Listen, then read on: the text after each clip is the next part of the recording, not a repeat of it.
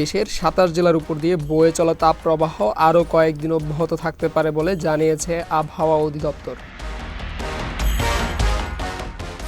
আবহাওয়া অধিদপ্তর জানিয়েছে, ঢাকা, ফরিদপুর, গোপালগঞ্জ, মানিকগঞ্জ, নারায়ণগঞ্জ, রাঙামাটি, চাঁদপুর, বরিশাল এবং পুরো রাজশাহী ও খুলনা বিভাগে মোট ২৭টি জেলার উপর দিয়ে মৃদু থেকে মাঝারি ধরনের তাপপ্রবাহ বয়ে যাচ্ছে। এটি অব্যাহত থাকতে পারে আরও কয়েকদিন।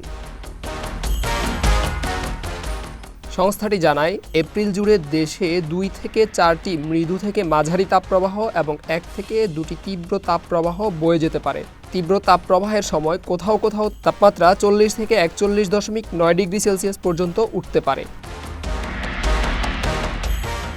তবে ২০২৪ সালে দেশে যতটা গরম পড়েছিল বা যেভাবে টানা ৩৬ দিন ধরে তাপপ্রবাহ চলেছিল, এবার তা নাও হতে পারে। আবহাওয়া অধিদপ্তরের পরিচালক ও বিশেষজ্ঞ কমিটির চেয়ারম্যান মোহাম্মদ মুমিনুল ইসলাম স্বাক্ষরিত পূর্বাভাসে বলা হয়েছে, সার্বিকভাবে মাস জুড়ে দিন ও রাতের গড় তাপমাত্রা স্বাভাবিক থাকতে পারে। তবে কয়েক দফা তাপপ্রবাহের কারণে গরমের তীব্রতা জনজীবনে বড় প্রভাব ফেলতে পারে।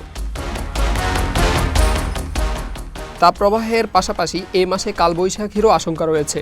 দেশের বিভিন্ন স্থানে ৫ থেকে ৭ দিন হালকা থেকে মাঝারি বজ্রসহ বৃষ্টি হতে পারে। এছাড়া ১ থেকে ৩ দিন তীব্র কালবৈশাখী ঝড়, দমকা হাওয়া এবং কোথাও কোথাও শিলাবৃষ্টির সম্ভাবনার কথাও বলা হয়েছে। Abdullah Al Mamun, news desk, Public Tribune.